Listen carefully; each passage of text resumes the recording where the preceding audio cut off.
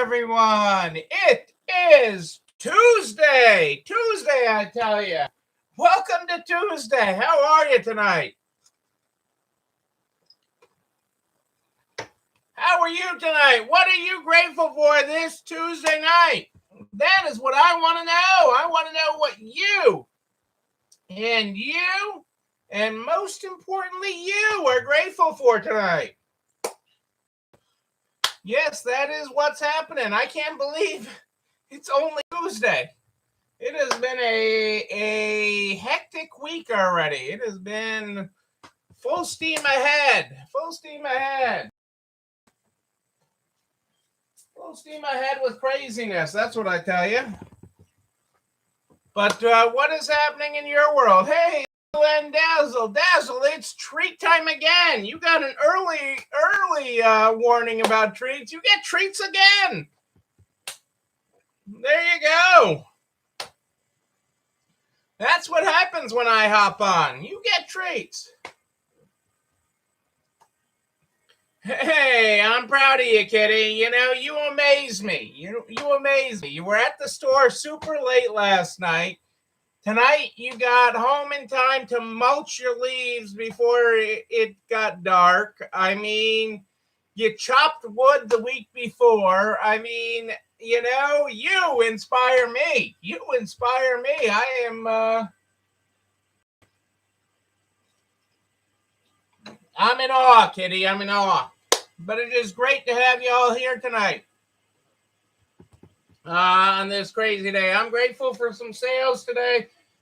My clothing locations, they were painting the front of the plaza on our side of the plaza. So we were all blocked off, and they had all the windows taped over with plastic and stuff so they could paint. And we still did some business today. Despite all that, we still did some business today. And it was a nice day. It was warm. It was in the 60s today. So despite all that, we still did business. You know, I think customers took that as a challenge. You're going to fight me to get in there? I'll get there. Yeah, I get that. You do have to use your time wisely. That is correct. You don't even know. I've got Bill. I mean, I've got Bill and his whole landscaping crew. Brush mowed the other day for our field area of the yard. I am thankful for him. I am thankful for their team. Because it is not easy out there. It is not easy. And I don't enjoy it. I've never enjoyed yard work. Not my cup of tea. Not my cup of tea. Well, let's get started with the good morning, good night book. As soon as I find some glasses here. Let's get started with that tonight. There we go. We got some glasses. Let's go. Tonight in the Good Morning, Good Night book, which is how we start this program every night, we're on page 80. Good morning. You've got stuff in your head that no one else has got. And you've got stuff in your head that you think you bear alone. But I promise you share with so many. Only way to know the difference is to spill it out on paper, into a mic, to a shrink, onto a canvas. Let's go. That where you find your time to think, Kitty? That's not so bad. That's not so bad. I know a lot of people do that. I know a lot of people do that. I can do that on a walk. I can do that in other ways. But I do understand it. I do understand it. I got a few things for you tonight on one big topic. So I'm gonna rush through a few things here tonight, and then I'll hit the bigger news. Because it really matters to a lot of you guys. Walmart moves to from driverless truck pilot into full deployment. Walmart is using a driverless truck in Bentonville, Arkansas, to run between essentially a dark store or warehouse area and a live store. So they have a picking area in this one store where it's picking customer orders. And they're transporting it on a truck. So this truck is running back and forth between this warehouse facility and a real store all day long. And it's a regular box truck, and it is running autonomously back and forth all day long. It's kind of interesting. Like one of the main sensors, and this picture doesn't do it justice. You know, so you've got this box truck, and one of the main sensors right up there, and you know, you're not seeing all around the truck and all the other things that could be coming at. And I'm sure there's other sensors, but you know, they at least sign it that it is a self-driving vehicle. And this is a big deal, that there is no other, there's no safety driver or anything sitting in there should there be a problem or anything. There's nobody else in it. We are broadcasting tonight on both Facebook and YouTube, both Facebook and YouTube. So if you have any problems on Facebook, hop right on over to YouTube. We're over there. Cassandra's got the link in the comments. Yeah, I mean, it is scary, Adele. I mean, I have been, and I know these trucks and cars and everything have been tested, that are autonomous, have been tested for so many things and so many scenarios. But like, you know how much I love to drive, and you know how many times, I mean, just statistically, I've been hit a lot of times. And I think about that, and now you're adding this computer that can't account for everything stupid that humans do, that dumb humans do, and especially in this world where people aren't looking at driving. You know, I think these autonomous vehicles could truly be a game changer if every vehicle was autonomous. So if you took people driving cars out of the mix and all the cars were autonomous, I think it would be a complete game changer. You'd eliminate accidents, some of the congestion issues, the weaving in and out of lanes on the highway to try to gain a competitive advantage. I think traffic would flow smoothly. But in this day and age where there are these cars that are just coming out of nowhere, it just is nuts. I'm not there yet. I'm not there yet with it. But I welcome the possibilities of it. You know, the opportunity is there. I just am not mentally, and I don't know enough about it. And I know some people, you know, that are doing amazing things with robotics. I mean, I know some companies that are doing, I know some people in robotics that are doing amazing things and programming and doing amazing things. It just, you know, and tonight I saw somewhere between a 5 and a 7 car pileup, which you don't see. You hear about those stories and you see them down south and everything, but you don't see them up north a lot. And, you know, it was on the other side of the highway that I was coming through, and it was just amazing how that was. So, I mean, you know, I don't know how these vehicles compensate for that, these autonomous vehicles. So, you know, I have stuff to learn. They have stuff to learn, I guess, is sort of the way I listen to that. Macys is joining the club and raising their hourly wage to $15 an hour, and rolls out college tuition credits to try to win workers. But their wage increase won't take effect in full till next May. But their education program will cover 100% of tuition, books, and fees. You know, to try to compete with Amazon and others.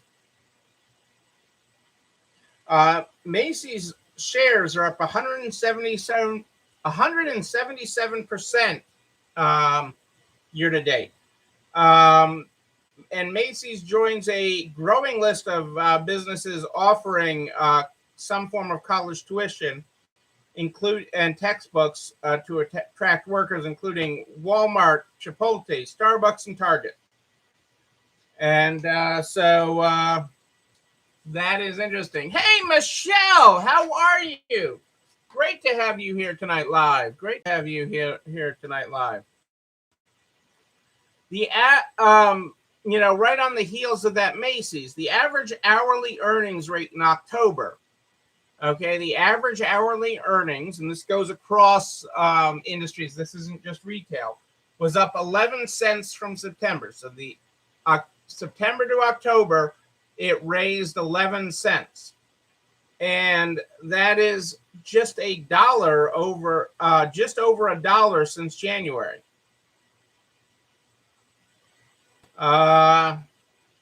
It's unclear whether workers actually, with the rate of inflation, whether that dollar is actually keeping pace or helping people get ahead. But it is in, that's a lot. Again, I've talked about wages a lot here, and they've gone up a lot. Wages up, hours worked, total hours worked down, and cost of is essentially up. So, I mean, these are big things, and all that drives all the other costs. Workers' comp costs go up when your payroll goes up. All these other things go up. So it is just something to keep in your mind. That isn't a reason to roll over and play dead, but just understand it. And it's a reason to continue to level up your game. Level up your game and become more efficient, because that's what we're all about. Efficiency. Keeping you focused on the prize so that you actually make money. Staying focused, folks. ThreadUp, our friends at ThreadUp have ended their styling box option, but their Q3 revenues are up 35% year over year. And they did well last year at this time, to 63.3 million in the last quarter. This is the interesting stat. So, I mean, you can talk about sales and you can talk about everything else and the inflation of sales, but, a couple other stats here that are really important. Active buyers rose 14% to 1.4 million active buyers, and orders rose 28% to 1.3 million orders in the quarter. 1.3 million orders. Okay. So, hang on a second here. Let's do a little math. Let's do a little math.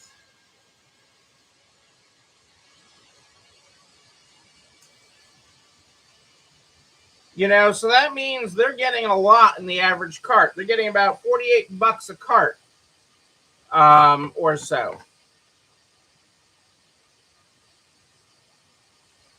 Average, I mean, that is an interesting stat that's not listed there. But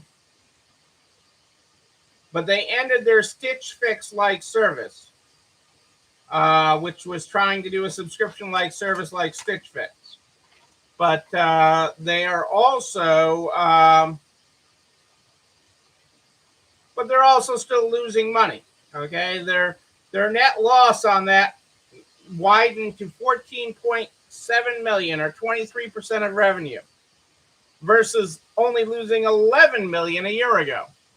Hey, Vina, how are you? Great to have you here live. So they're still not profitable, but they have the best chance. They have the best chance of doing it because they charge for everything, and they reduce their consignor percentages. So ThreadUp, I still believe, out of all the players with all the Wall Street and venture capital money, has the best chance to become profitable. So that is truth in that, people. Okay, so the next thing is really, really important. Okay, for those of you claiming the employee retention tax credit this year, in 2021, what hasn't made news really, that the bill that is about to be signed, it hasn't even been signed yet by Biden. Okay, it hasn't been signed yet because he says he's waiting to get enough people from Congress to come back to D.C. so he can have a big party for it and a big signing ceremony, and then he'll sign it. When that bill becomes law, the employee retention credit, the ERC or ERTC, depending, but it's known as both, will not exist for the fourth quarter. Okay, it will end effective September 30th. Okay, that's a problem for some of you, okay, who have been claiming it on their payroll in the fourth quarter. That's a big problem. it is unclear. Okay, so for some of you that have been claiming it on each payroll, okay, and taking the money on each payroll, it is likely that you will have to pay that 941 at the end of the year. Okay, when you file your fourth quarter 941, you will have to pay that difference. It is I haven't gotten an official stance from the IRS on how they will collect on the payrolls that people have pre-claimed it on, or if you requested the funds in advance, which you could have done. I didn't really instruct people to do that, but there was a situation where some businesses could actually tell the IRS in advance how much they want, we're going to need, and the IRS would send them a check in advance. But so if you are claiming that as you go, or if you're expecting the fourth quarter of 2021 to get that money, you have to know that that money is not coming. Now, there's a few people trying to harass Congress to try to get them to reinstate it as part of the larger bill that has not passed. But that is very slim. That is very slim to get that to a bill that may not pass at all. So with how dysfunctional Congress is right now, you have to assume that that's going to stay the law and that the employee retention credit will not exist for the fourth quarter of 2021. It's part of how they're paying for the infrastructure bill that just passed. Now, that does not remove it from previous quarters. So from the second quarter of 2020 all the way through the third quarter of 2021, the employee retention credit is still available to get if you are eligible. If you are eligible. The only way to collect it in the fourth quarter under the new legislation, and hang on, I want so that I make sure that I say that if you are a business that was not in existence on February 15th,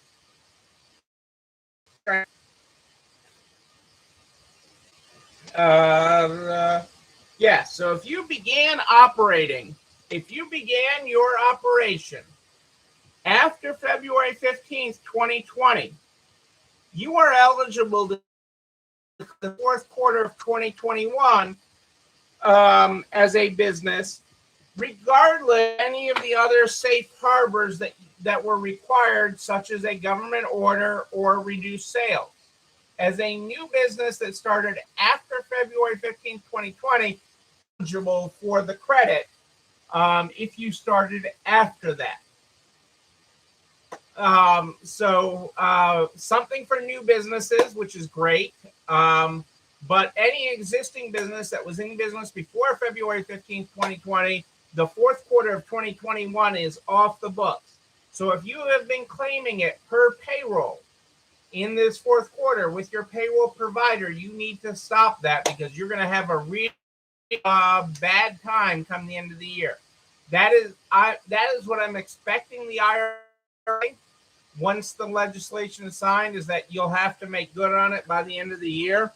I don't have an official word from the IRS on when they'll be expecting their money back, but that is what I expect. But many of you are eligible for the other, and you have up to 2 years to go after 2 years from when you filed your 941 to collect the money on any quarter that you are eligible for. So that's kind of a big deal. This change is a big deal. I know some specific stores that I know are getting it that had been collecting on it in the fourth quarter that will not be able to do that now. I'm surprised that this is the way it fell, but this is where it's at, people. And so that is my job to keep you in the loop on that. What else is my job is to make sure this video and everything else I talk about, this video and everything else I talk about goes over to nards.org/resale strong by noon the next day. Noon, I tell you, all the files, all the links. including a direct link to the YouTube channel. You're not alone running this store, where you can like, comment, subscribe, and oh yes, ring the bell, ring that bell, so you know when another one drops. You can also share it with all your friends in business, the butcher, the baker, the candlestick maker, so we can help everybody make it to the other side. I'm here every night at more 8 than ish live in the Nards private Facebook group and streaming on YouTube. But if you have a question in between, just email me, Neil, N-E-I-L at ECIstores.com, N-E-I-L at ECIstores.com. We start this program every night with the Good Morning, Good Night book. That's how we roll every night. Tonight, if you were not here at the top of the program, we're on page 80 for our Good Morning. Good morning. You've got stuff in your head that no one else has got. And you've got stuff in your head that you think you bear alone. But I promise you share a memory with so many. Only way to know the difference is to spill it out on paper, into a mic, to a shrink. Go. Yes, email me, Michelle. Michelle, you know how to find me. Email me. I am happy to help you. Anything you need. Anytime. Do I need to say the email address again, Michelle? I'm not doing it. You know it. Good night tonight is good night. Rest your gifts, rest your burdens, rest your secrets, rest your dreams, rest your unrequited loves, rest the loves that sustain you. Tomorrow you can harvest them all again. On paper, into a mic, to a shrink, onto a canvas. But for now, rest, people. Yes, tomorrow is another day, and you'll go right at it. Ladies and gentlemen, I am Neil Abramson. I party, a wedding, a bar mitzvah, invited to a congressional bill signing. The president never calls and says, hey, you want to come? I'm going to sign this bill. I'll give you a pen. Never. But hey, we can dream. Ladies and gentlemen, but when we do party, I will be there with you. But until then, and until tomorrow night at more 8 than ish, know that you, but most importantly you, yes, you're not alone running this store. Have a great night, everybody. I'll see you tomorrow. It's time for dessert.